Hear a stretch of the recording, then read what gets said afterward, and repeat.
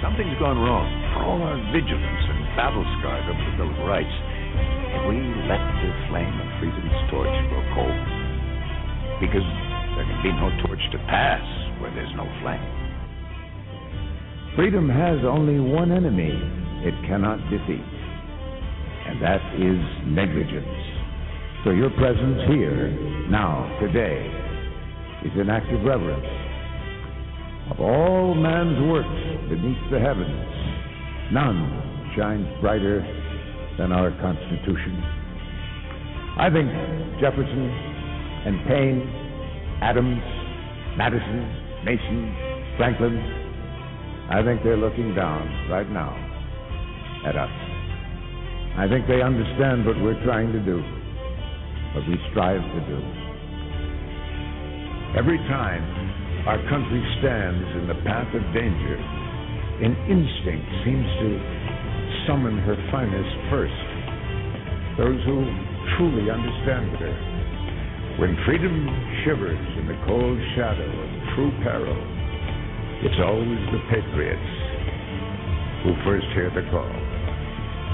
When loss of liberty is looming, as it is now, the siren sounds first in the hearts of freedom's vanguard. Good evening, folks. This is Joe Joseph. Welcome to another edition of Freedomlink Radio here on the Intel Hub News Network. December 9th, 2010. Well, you know, it's pretty interesting that when we have an expert like Bob Chapman that comes on the show, there's some headlines out there that just so happen to coincidentally fit exactly what we're talking about. I just find it kind of odd. It's falling into place. Griff, are you there? Yes, sir. I'm right here. Beautiful, beautiful. Folks, if anybody doesn't know Bob Chapman, he's the author of The International Forecaster. He's been doing this for a very, very long time, got a lot of experience in the field of economics, and I'd like to bring him aboard. Bob, you with us? Yes, I am. Outstanding, outstanding. Well, goodness gracious, Bob, you know, things aren't looking good out there. As a matter of fact, from the last time that we talked, the financial news seems to be getting a lot worse. And I'm not talking about unemployment. I mean, people can get seasonal jobs all the time. And, of course, you're going to have an increase in the amount of people employed during the holiday season. But, you know, based on your experience, what do you see as where we are now from, say, a month ago? Well, first of all, we predicted back in mid-May that there would be QE2 and maybe QE3, 4, 5, 6. And we got QE2. Everybody else caught up a few months later. And they started QE2 in June. But most people don't know that because they don't follow the Fed the way I do. And they're supposedly supposedly going to lend something on the order of $600 billion, which they don't have, that they probably will create out of thin air. And in that process, now, with this, quote, tax act, which has not been passed, and the Democrats are rejected, they would have had enough money to, number one, move probably $1 trillion into the economy, and then the Fed probably would put in $1.5 trillion, and that would match the money that was spent on the first stimulus package. Right. And that would probably give us 1.5% to 2% growth. And that's going sideways, so to speak. Yeah, for sure. Doesn't look like they're going to easily get this thing passed. It's at an impasse right now. Mm-hmm. And I don't know whether the liberal Democrats realize what they're doing here. Because if that's shot down and the tax cuts that were instituted by the previous administration are done away with, and they add taxes, and they will not can cut down on their deficit spending, then this economy will tailspin directly into a deflationary depression. No, I totally agree with you. This is the way I kind of view it. We all know that the stimulus bill was very unpopular with the public. And if you take a look at the monetary value of the tax cuts, of extending the tax cuts, plus you have the 13 months of unemployment that they want to extend, would you call that a covert stimulus bill in a way? Just kind of changing the color of it? Yes, but it's totally still the same covert, thing. because it's $1 trillion. I mean, that's not chicken feed. No, and exactly they were looking right. for about $600 billion, and I think that's why the White House made the deal, because this is more than they could have hoped for, and so they're very happy with that. But the liberals in the Congress don't get it. They're still playing politics, and I really don't agree with the stimulus package or QE2. I think we should have gone in 1992 and purged the system. They had another opportunity in 2012. They didn't take it. And now here we are. The whole financial system's ready to collapse all over the world. And these guys are still playing politics. They are dumber than rocks. It's always good to hear that New England accent too when you say that, especially when you get mad. And that's good. They are dumber than rocks. And you know who else is suckers, I guess you could say, is the American people, because they thought that they were going to get change in that, okay, here we have the Republicans that said, hey, look, we're going to go in and we're going to be fiscally responsible. And my thing is if you extend the Bush tax cuts, and I'm all for tax cuts, good Lord, man, I'll tell you what, there's nothing like it, but you have to cut services. You have to pay for it. If you don't have, if you don't start to balance the budget, then you're never going to get out of here, which leads me to believe, do they know that we're doomed? What do you think, Bob? Yes, they do. They're all paid off, and they don't care. And they think, like every other time since the Second World War, everything's going to come out okay in the end, and the government will function, and so on and so forth. And obviously none of them have read the history of France, starting in 1789. And for 10 years they had what they called a reign of terror, because people were pauperized by their government. It wasn't a democratic government, but it didn't make any difference. Mm-hmm. There were 30 million people in France at the time, and 5 years later, there were 300,000 less without their heads. And this is what these guys are writing for here. It really is amazing, And now my co-host here, Griff, he's of a different opinion in that it could very easily be solved, Griff, by the tip of a pencil eraser, couldn't it? Sure. In my estimation, it could. Bob, I want to tell you I have greatest respect for you. I have the greatest plus respect for your newsletter. I read it quite often. I can't seem to get my head, as they say, around the monetary system and the Congress and the action of the leaders as you do. I look at it entirely different. I look at this as an imaginary smoke and mirrors and criminals in Washington fleecing the people every day with an imaginary system that has no basis in anything. It has no worth.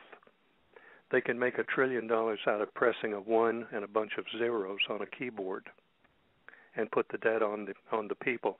And I'm not really sure what any of it means. I can give you the textbook from The Economist, but I'm not sure that they understand and are really able to get, as they say, their minds around the topic either. There's so many twists and turns in this imaginary made-up system that has no wealth at all, that has no value. all of this ones and zeros, when it's on the side of the government or the Federal Reserve, has no meaning. It's a nothing made on a keyboard. But when people borrow the money, or it's not money, it's no, but it's a way. Sure. But it's a way to enslave them, Griff. That's the whole thing. Well, yes, it is. I'll call it money, knowing it's really not money. When it's on the side of the people, then government and the Fed and the banks extract usury fees, which equate to labor of the people. The people have to labor and then change the labor back into numbers on pieces of paper and work extra to pay back the banks for something that has no value. And the government is complicit in bed with the Fed, fleecing the people. So I don't look at the Federal Reserve notes, the promissory notes, as money at all. They're not. They can't be a promissory note and a dollar at the same time. And the Constitution defines money as something entirely different, certainly not a promissory note that no one can define. No one in years that I've been pursuing it can tell me what a Federal Reserve note is legally. So that's the way I view it. If you would help me with this tonight, I would really appreciate it, Bob. You don't need any help. You understand. Thank you. And the concept goes back to the beginning of printed money. It actually goes back further than that. They would use bills of credit, and that goes back to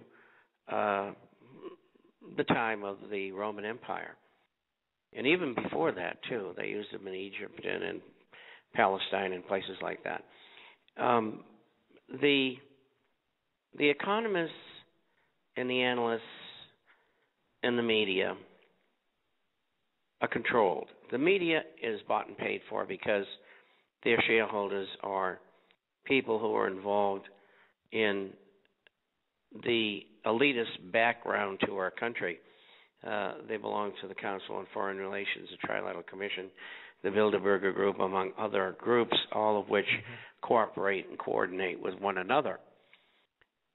But what the economists and the analysts are in a box because they work for large corporations of one kind or another. And if they come up and say something like I do, they get fired. It's just like, when you're in a war and your commanding officer says, look, we'll go down here and we're going to do this, that, and the other thing, and that's a colonel, and you're a major or a captain, you say, wait a minute, that's suicidal. We can't do that. And so, but is it because you're independent the colonel says, you can say that? Bob, oh, yeah. Would you say, yeah. Big difference. Yeah, okay. Big difference. That's why the only people who can, give me difficulty is the government. And that's all well and good, but they can't find me. And so that's a big advantage. So they can't say anything about anything. But the overriding factor is this. They don't understand monetary history. They don't understand the history of man. History is his story, the story of man. And there's so many myriad things that enter into it that these people understand behind the scenes. But the economists and the analysts, the people who run corporations, for the most part, they don't understand it. It's just like in the stock market. I'm perpetually right. Why am I right? I understand what the problem is. The problem is deep-seated. This goes back for centuries. Same group of people doing the same thing. Hasn't changed at all. And they keep on getting away with it. And that's why they're in such a difficult position today, because we have talk radio, and we also have the Internet. And it's exposing all over the world to the people who's doing what to whom and why. And they can't handle it. And that's why they're trying to race very quickly toward implementing their world government. And part of that, as we're seeing today, is the extension of time until I can pick the right spot to take the economy down and at the same time have another war. because they always have another war. And so that's where we're headed with this thing. And people who believe now that you're going to be able to change the system through the democratic system are sadly mistaken. It isn't going to happen. And I'm not a defeatist. I tried very much to get people to remove people from the House and the Senate in this last election, and it was only a 14% change, whereas about 6% is normal. It isn't enough. And these people who are in there, they are controlled by people from behind the scenes because they're bought and paid for. What percentage? 95%. And so that's what we're facing in America. And these people are going to do what they want to do. And they don't care what you think. They don't care what their constituents think. They know that the next election they get millions and millions of dollars from these people who control them to get elected again. And half the people in America are functionally illiterate. So what else can you expect? So they throw up millions of dollars worth of ads, and the person who does that gets reelected. And so that's the state of politics and leadership in our government, in our country today. And it's dreadful, and we're headed towards serious trouble. You know, Bob, I've been doing a little research because what I've come to find out, at least in the research that I've conducted, is that I kind of found it hard to believe that let's just say the mortgage or the housing bubble would cause as much, let's just say as much turmoil as it did. It just didn't seem, to me the numbers just didn't jive. It's almost like they were pumping it up or making it sound worse than it was to cover something else. And I started reading into the business dealings of Ambassador Wanta, and seeing how in the 80s he took an investment of $150 billion borrowed from the U.S. Treasury and was buying rubles, which were valued at the time at about $1.20 a ruble, for 18 to 23 cents on the dollar. And you go using these umbrella companies or these front companies, and he would scoop up just massive amounts of rubles, and he'd sit on them, and then he'd flood the market back, and it was really instrumental in the downfall of the Soviet Union. But it was only one snapshot in the rampant corruption that I'm just coming to find out. So my question to you is, you being somebody in the system that tries to play by the rules, that does what he's got to do, that follows the laws, how do you function in that capacity, knowing that there's an elite few out there? And it's not a lot of people, but elite few trying to crash the system down, and doing so in such a significant way. I mean, how do you go about doing that? I mean, I'd really like your take on that. Well, I do it by being on these programs and explaining to people that this didn't happen yesterday. This has been going on for hundreds of years. Right. It's the same players and some additions and some subtractions, but they've done it over and over and over again. And it's all there in history. But, God forbid anybody should read history. Right, right. I remember. And so the people don't know. They just don't know. No, they don't. And I remember in 1982, G. Edward Griffin had done an interview with a gentleman by the name of Norman Dodd. And Norman Dodd was he was a banker, pre-Depression banker, so he knew the insides and out. And he knew about the start of fractional reserve banking and how not using sound money principles and sound banking principles caused the first depression to go down. And I remember the story went that when he approached his vice president or president of the bank that he was at, and they said, "Why are you resigning?" He said, "Well, because I can't do this anymore. I cannot in good conscience do this anymore. And they said, well, what would it take for you to stay? And they said, return to sound banking principles. And they said, you will never, ever in the history of this country ever see that again. And it makes it, and this was back in 1928, 1929, and here we are now, and it just seems like the problem has perpetuated and festered over generations, and still nothing has been done about it. And so now we're faced with this gargantuan task, this monster.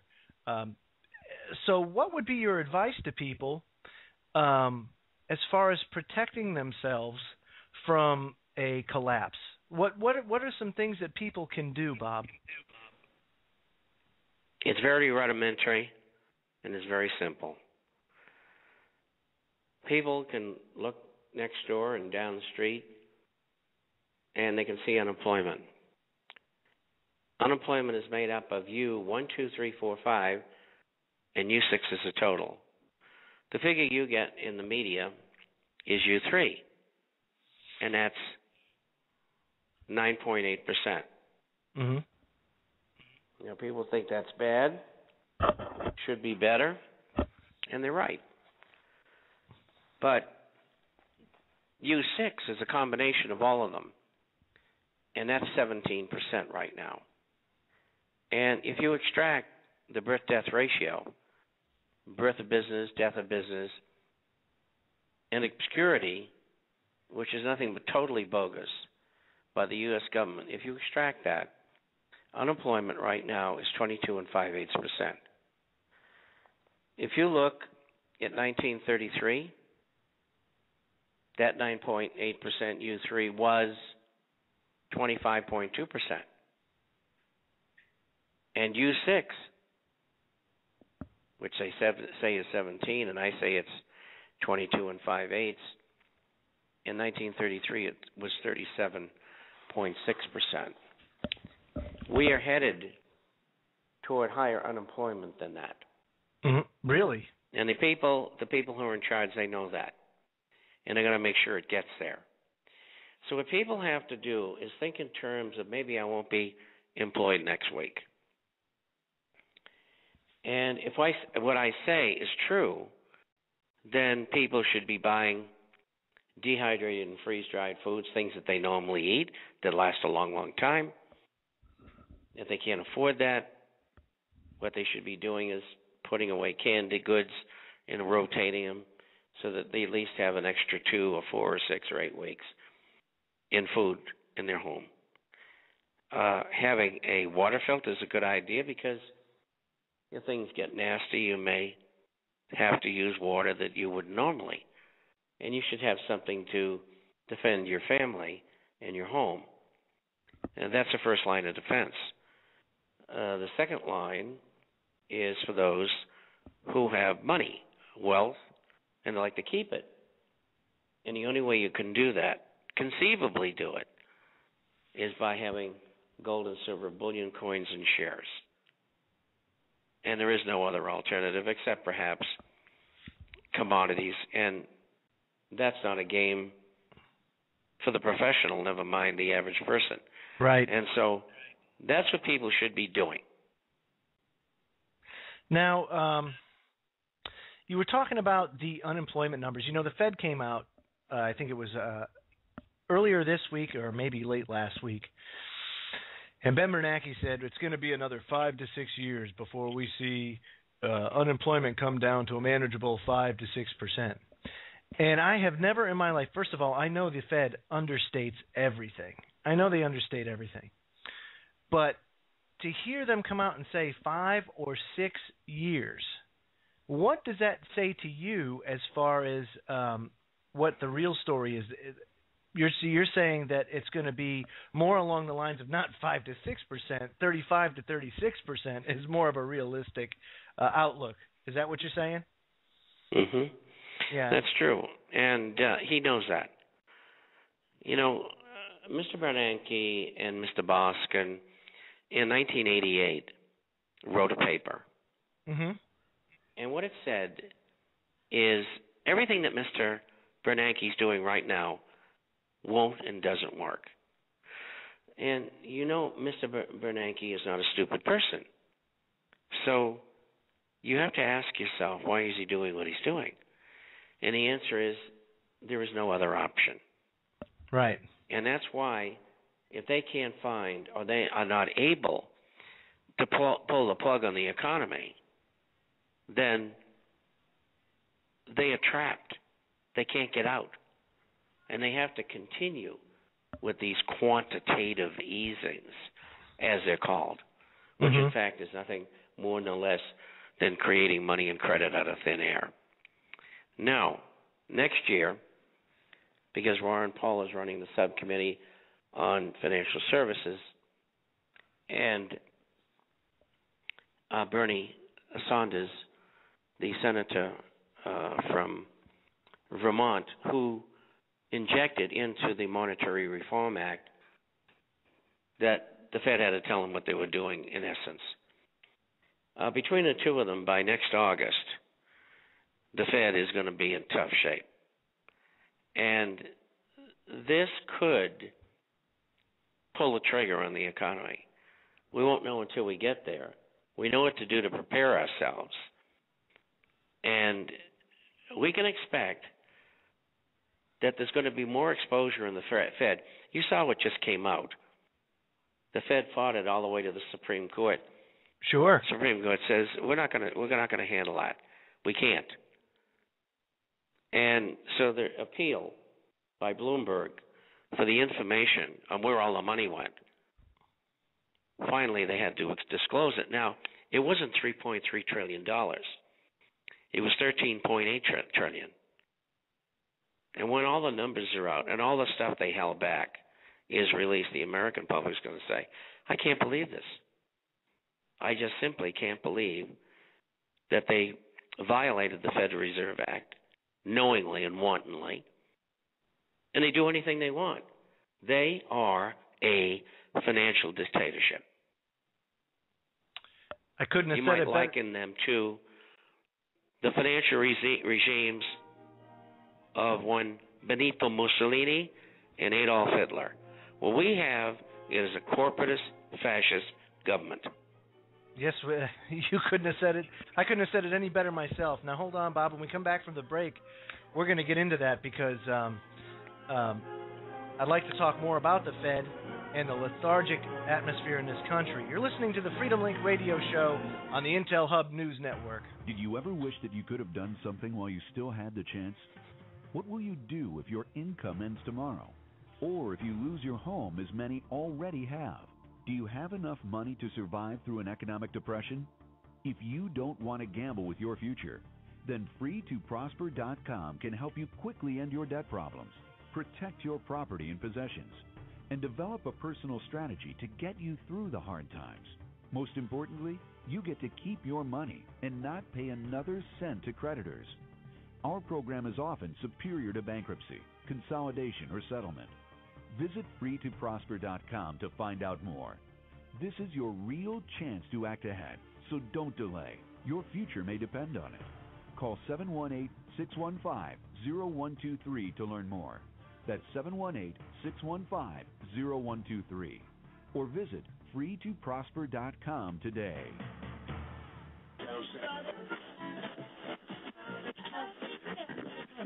Is a chance for the President of the United States to use this disaster to carry out what his father, a phrase his father used, I think, only once, and hasn't been used since, and that is a new world order.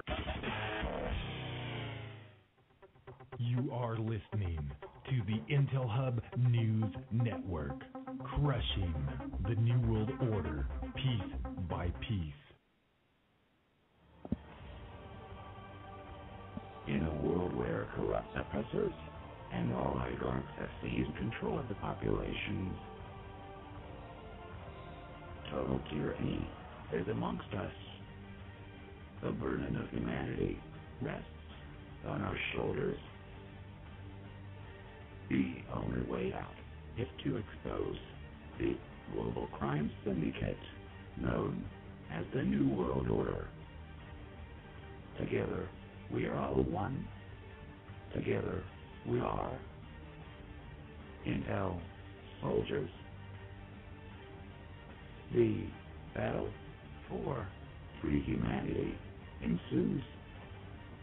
Join us in the fight. TheIntelHub.com.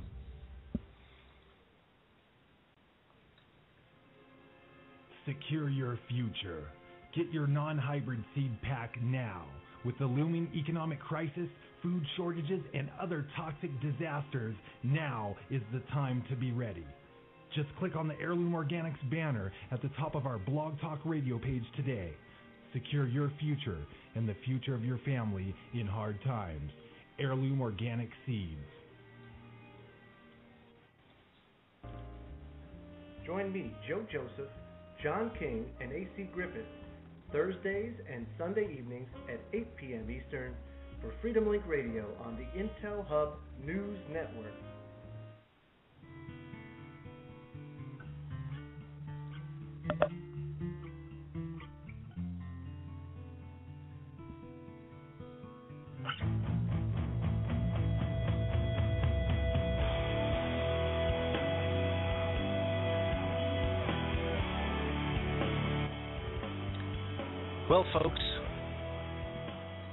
Well, folks, we're back.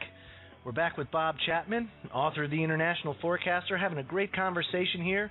Anybody with a question or comment, the number to call is 877-598-8539. I welcome you to call and tap this very good resource here. While we still have the opportunity, God knows how long the Internet's going to be around or what that's going to be, you know, with this WikiLeaks thing. God knows they'll use that as a ploy to take the Internet or take control of it. Bob, one thing before we get to the phones, I would like to ask. You know, we talked about the $13.3 or $5 trillion that you talked about the Fed had loaned out in stimulus, I guess you could say, to other countries, other foreign banks, what have you. Do you think that when that is disclosed, when that disclosure happens, how much of an impact do you think it will have on a very lethargic nation? Well, I think it'll have a large impact upon people who understand part of the problem and are interested, and that probably makes up 25 to 30% of the population. And we'll say 30, and then you've got 20 that kind of listen, kind of don't, and then you've got 50 who are functionally illiterate, and that's what we're dealing with in people in America. The illiterate, they're not bad people. They just don't know. They're ill-educated, or they're just plain dumb. And there are people in every society like that. And so society doesn't see changes, or it doesn't see revolution by the other people. It's by the small percentage, 5, 10, 15%. So we're not trying to capture the minds and hearts of the total population because it's impossible. Right. So you deal with what you can deal with, and the people who think. And so you have to convince them that there's a problem. And the difficulty within society, unemployment and all those other things, make them more open to listening to new ideas, ideas that we call outside the box, and they finally come around to understanding who's doing what to them and why. And all the other historical things are going to come in time. You can't just jump in and start explaining to people the history of the Illuminati for the last 1,000 years. They won't get it. They won't believe it. It's too far beyond their comprehension, even though they're intelligent and educated. It's a gradual process. I only became aware of it because of my work in counterintelligence for the government. And I said, gee, something's terrible wrong here. I mean, the first day I was there, I knew it. And they educated me. And they did a terrible mistake. But they didn't know that. I mean, how could they know that? Right. That's the risk they took. And so the outcrop of that is understanding for those who need to understand that 15% perhaps, what real history is all about. That's right. How the people in America have been bamboozled, like all other populations, by their leaders, to the history of man. Joe? Yes, sir. I'd like to ask touch on by a topic all means, here. Griff. You know you can chime in. Ran out of time. I'm learning after months of this how to time the voice to match the internet without overlapping.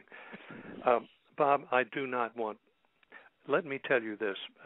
Since you mentioned a little of your background there in that last sentence, I was associated with the National Security Agency and also later associated with the CIA in Washington. I was married into the son-in-law of the Chief Justice, Supreme Court of Virginia, and I'm 70 years old, so a lot of experience with people and You're just institutions. A kid. Huh? I know you're I'm older 75. I'm always happy to meet people that are older than me. I was in the Army Security Agency, and half of the people. I started off there when I was 19. In ASA? You were ASA. I was Air Force Security. Uh-huh. We were monitoring. Well, the same China. difference. It just you worked in different theaters, and you did relatively the same thing. But in my work, and I'm sure you may have seen it in yours. Number one, we were surrounded by NSA people because all the information that we gathered went to the NSA. That's then if the CIA was interested, then they could, access everything that we were coming up with. And we were very successful. But then again, on the other hand, the Russians were as well. They're very intelligent people. And so you experienced the same thing I did. It was a funny thing. I was when I was 19 years old at Clark Field in the Philippines. The Army ASA was next door to the Air Force Security with all of the rhombic antennas pointing in the same direction. And I found out after almost a year that we were all monitoring the same people. You had including our own two people. agencies looking at the same stations. Right. And nobody knew it, apparently. They didn't talk to each other. Bob, I want to ask you something here, and I don't want to put you in jeopardy. If you feel at all uncomfortable about this, just tell me you'd rather not answer or get into that. Let me know that, and I won't pursue it. I have studied the Leo Wanta thing for some years and actually talked to people that worked with Wanta in the effort to bring down the Soviet Union under the Reagan administration. It was actually more than $27 trillion involved. You had other people, other groups doing the same thing with additional monies, representing Saudi Arabia and France and England and Germany and all of those countries. They were putting up money, and it was a real hack job going on against the Soviets. Now, I know that Fannie Mae and Freddie Mac had nothing or very little to do with bringing down the world economy. It was Wanta primarily hacking into systems and draining more than $27 trillion off of the top of the books, and down to recent times when the Fed in Richmond stole $4.5 trillion out of Bank of America in downtown Richmond and transferred it through the Fed in Richmond to J.P. Morgan Chase in New York and dispersed it 5 ways off the books. The Bush family got some through Pilgrim Investment Company, and Mark Rich got billions and some others. But it was the Wanta thing that brought the world banking down. It was a corrupt system that collapsed under that primarily. Not all that, but mostly that. And recently, when Obama signed the Interpol executive order allowing Interpol to come in, they came to Richmond and went to Bank of America to find out where that $4.5 trillion went. The foreign countries wanted their money back out of their initial investments, and they are angry. So that's the scenario I see going on. That's the real reason for all of that, or one of the primary reasons. While the nitwits in Washington set up their diddling and Bernanke, surely these men know what's happening. They can't be that ignorant. It doesn't have anything to do with they're very that. bright people. I know they're bright, and they know the Wanta thing because they've all been copied. They know what's going on. They're lying to the American people. They're lying to each other. They're lying to the press. The press is lying. Everybody is lying about this. Well, do you think Mr. Story was murdered? Yes. I do too. He was taken out. They're lining up, killing people. Now, well, that's why I've done what I've done. I'm under deep cover, and I know they're gonna have a heck of a time trying to find me. I know you're outside the United States, and because I know that they're going to come after me. I know that. That's why I said what I did. I have millions of people listening to me all over the world every day. Right. I mean, we had Michael Lewis went to Greece to do a program, to do a article for Vanity Fair. So he trudges up to this great mountain where these monks are, who are very powerful within the Greek society. And he starts to ask them questions, and they're shooting back these answers. So he says, well, how do you know all that? He says, because Bob Chapman at the International Forecaster is our advisor. He was floored. No, I've never met him, nor have I ever talked to him. He emailed me, and he says, I can't believe this. He says, whatever you've done, you've convinced them that they're getting taken over the coals. And he said, good work. And he said, I'm going to mention you in the article that I write on Greece, which he did in Vanity Fair. But this is the kind of effect that this program and every single program, whether it's reaching 5,000 or 5 million, is having all over the world. It's so powerful. And the longer we have to be able to influence people, the better off we are. And I would rather see the system purged. But on the other hand, the longer they're going to play with this thing, looking for the spot that they're looking for to pull the plug, the better chance we have of taking them down. Absolutely. And we're not going to be able to take them down in the position that they're in right now. You're going to have to wait until everything is upside down and then move on them. Right. And they know that. Right. Exactly right, Bob. Hey, guys. And they know we're gunning for them. I have one other comment, Joe. Riff, okay, fine. Then we got to go to the phones because they're piling up.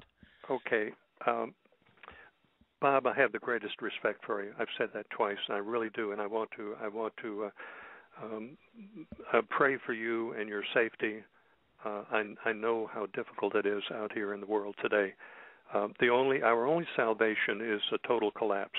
That's the only thing that's going to save us, and I believe that's what's going to happen. I'm concerned and curious of your view in the future about the debit monetary system. I know it's been constructed for the last 40 years with barcodes, and the only thing left to do is to put a debit number on the person. It wouldn't surprise me if somehow that would fit into the paper monetary collapse worldwide. You have any thought on that? Oh, I think it's absolutely correct. But what we have to do is cut them off at the pass before they do it. And what I think is going to happen if they get close, there's 1 million people a month leave the United States. That's 12 million people a year. Most of them are retirees because they know what's going on. They don't want to stay. Mm-hmm. And they're going all over the world. And if you get close and they try to do that, people are just going to get out. I mean, they'll take what they've got and go across the border to Canada or Mexico and keep on going. And I think you're going to see a lot of that. Because in the case of retirees, they're really too old to fight. I mean, they're not warriors like I am at 75 doing what I'm doing, working 18 hours a day, 30 hours on radio a week, 2 publications a week, and talking to goodness knows how many millions of people. I don't expect other people to do that. What I expect them to do is do the best they can to protect their families and tell them really what's going on and how they can save themselves. Hey, guys, let's go to the phones. Right now I have Diane in Texas. Diane, you're live on the show. Hey, thank you, Joe. I appreciate all that you do. I really do. Thank you so much. Yeah, and hello to Griff. I've followed him for quite some time and really admire his work, his background, and really all of you guys. Just appreciate so much your knowledge, the research you've done and continue to do, and just your passion that you have for the truth and liberty and freedom. And a good Texas word would be your guts to get out and just tell the truth and not be afraid and show you have the guts that more of us need. But I'm curious to Mr. Chapman. I read your recent forecast. I don't know if that's what you call it, but just yesterday, I believe, and appreciate everything. It seemed a bit more ominous. I have a million questions, but first of all, I'm afraid you're a bit more generous than I would be. I don't feel as though 50% of the population is awake. I feel like it seems like 1 or 2% of us that really know. I don't know if it's apathy or ignorance or I feel like I'm beating my head against the wall trying to alert people. And, is there truly something besides the buying gold, silver, guns, ammo, food, and water? We need, if there is a way to take down, and I don't necessarily mean violently, but I mean to stop the direction our country is going, is that even a possibility? And Griff, is it just, it is what it is. We've got to hold on tight. The ship is sinking. Can we truly stop it if everyone in Washington is corrupt and we've just got to hang on for the ride? And that question and another, what's the time frame? I know Mr. Chapman mentioned August with the Fed, QE 2, 3, or whatever. Many of us feel like it'll be much quicker, a timeline. I know we don't have a crystal ball, but just throwing those questions at you. Thank you. Thank you for the call, Diane. Go ahead, Bob. What do you think? Time frame, the beginning will begin in August, and who knows how long it'll last in the exposure of what the Fed is doing. As far as using the system is concerned, Diane has to understand that everybody can vote that is over 18 or 21 or whatever the age is. And half the people don't have a clue what's going on. They're good, decent people. They work hard. They're wonderful people, just like in every country in the world. But they don't get it. So we don't have to worry about them. They're going to get brainwashed anyway because they don't understand. And so that means unless they wake up and do things within the system, there can't be a change. We just saw an election. The amount of people who were kicked out of office voluntarily and involuntarily was 14%. Normally it's 6%. There were inroads, but it was really a disaster. Yeah, really. Because there's too many people in Washington, bought and paid for, who are still there. So, Diane, I don't think we can change the system through the system. And I think things are going to have to degenerate to a point where there's revolution. And I hate to think of that, but that's the way I think it's going to play out.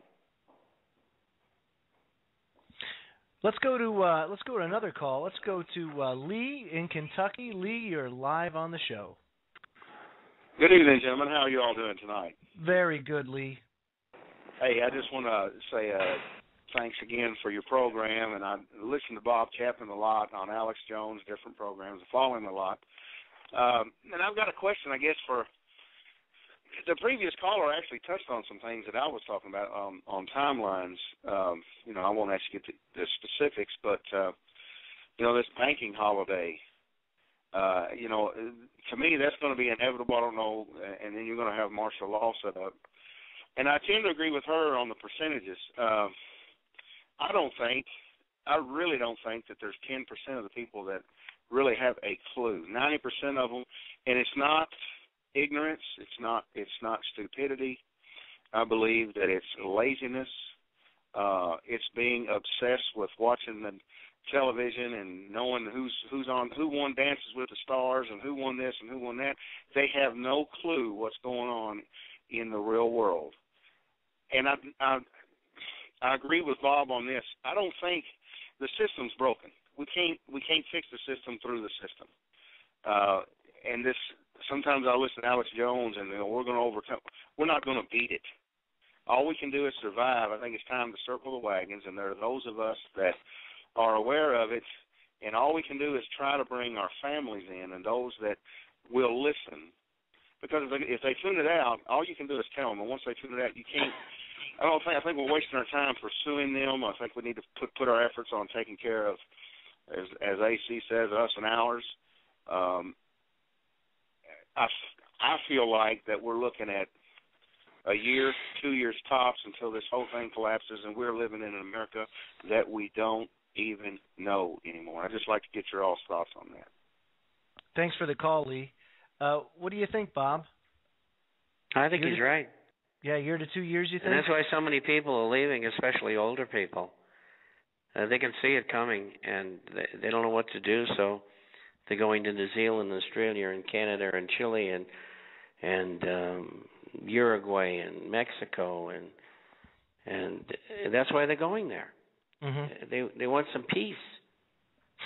They're old. They don't want to have to fight in the streets. Right. Me, I love it. They want action, they got it, even at my age. And I'm still deadly with everything, and I'm a weapons expert. Outstanding. Hey, John King, I know you want to get in on this conversation. You've been drowning yourself in economics here lately. Oh, absolutely. Hi, Bob. It's a pleasure to talk with you. I feel that everything is going to start to come to a head in February as the unemployment reports start to come back in after the layoffs of all the holiday workers, and the unemployment figures start to rise again. Right now, I believe the powers that be, the propaganda machine, the mainstream media is pumping out a lot of BS to the American consumer to make them feel better about spending that dollar that they have to go out and purchase Christmas gifts. That unemployment rates are down. The economy has grown by 0.02%, using everything in their power to blow smoke up my proverbial rear end so that I'll go out and stimulate the economy when in actuality the economy is, in my opinion, is stagnant. And come February, a lot of people are going to realize it's going to be time to pay the piper. And March is when all of the credit card bills are going to be coming due, and June is the default point from when a lot of the people that will not be able to pay those credit cards off that they purchase gifts with for the holidays are going to be considered a default. What's your take on that? The worst 6 months you've ever seen. I can imagine. It sounds like it's... And I can add all kinds of other stuff. Let's get the pigs in Europe. Let's get the guys who are supporting them, Germany and France, etc. Mm-hmm. It is a dog's breakfast. I'm writing a piece for this weekend, Sadie's issue, and you really don't even want to read it. And it's just the facts. I live there. I speak 5 languages. Not only have I lived for years in Europe, the Caribbean, Central South America, Mexico, Canada, I know what people think. I get into their heads. And this is really bad. And you know something? it's not nearly as bad as England and the United States. They are a 10, and the 10 is the worst. Well, what I find quite interesting is the United States is going to be dumping, and what I see coming is a bailout to the euro through the IMF, $200 billion plus come spring.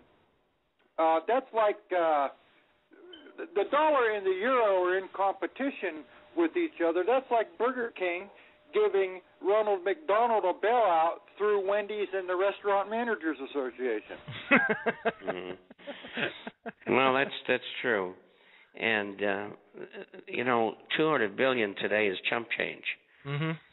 I mean, these people are dealing in trillions. Right. The other gentleman mentioned it earlier, the Leo Wanter affair. And the problem with the affair is that it is so colossal. Unless you've got the dead facts, no one's going to believe you. That's what the problem is. It's just like the Illuminati. They are so diabolically evil that the average person cannot countenance their nature.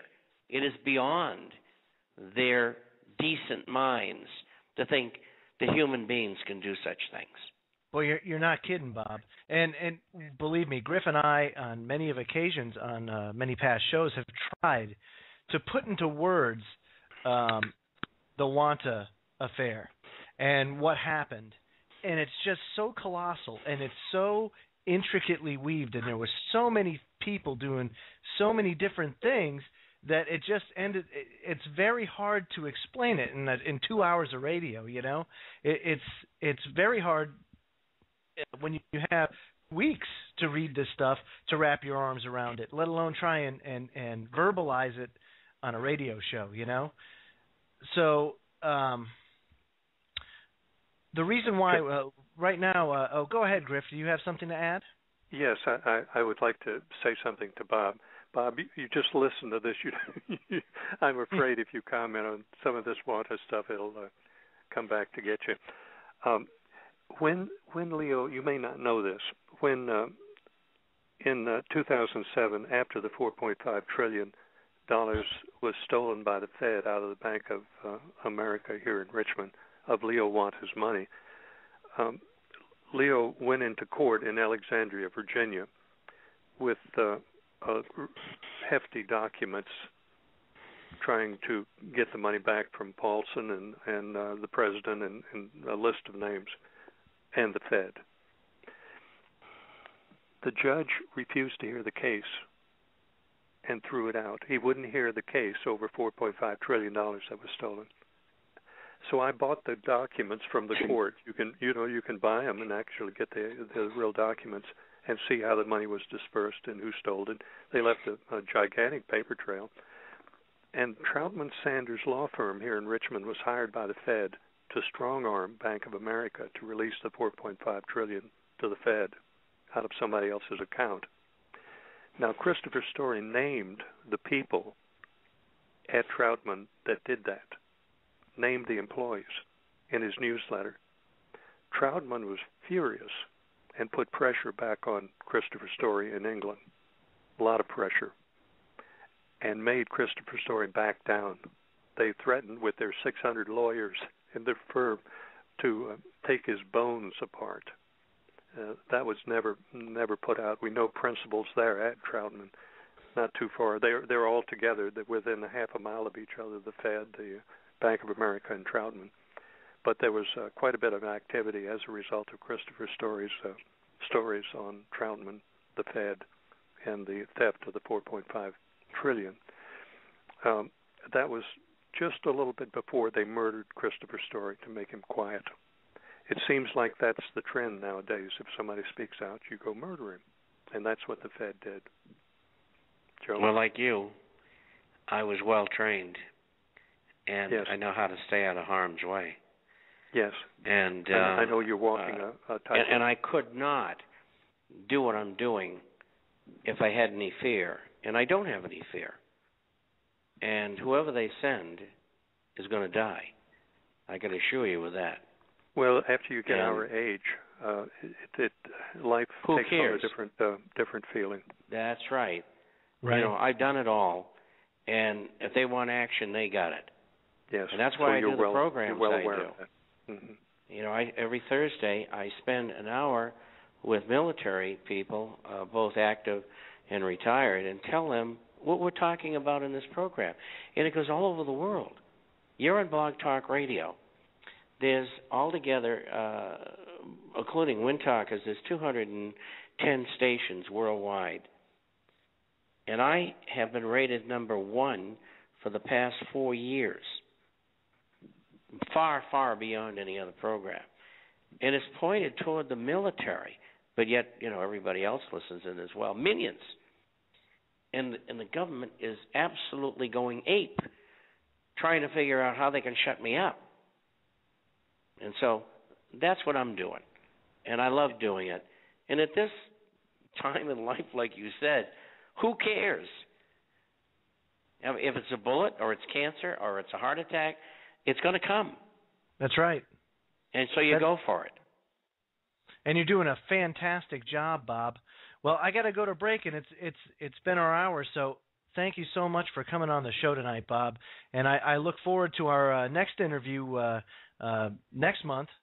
And, you know, I'm sure we'll have plenty to talk about then, too. You better believe it.